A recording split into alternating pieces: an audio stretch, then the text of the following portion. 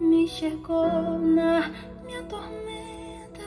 me livrou em meus problemas, transformou minha tristeza e mudou minha vida inteira. Me vestiu com roupas novas, pôs azeite em minha cabeça, me deu um lugar na mesa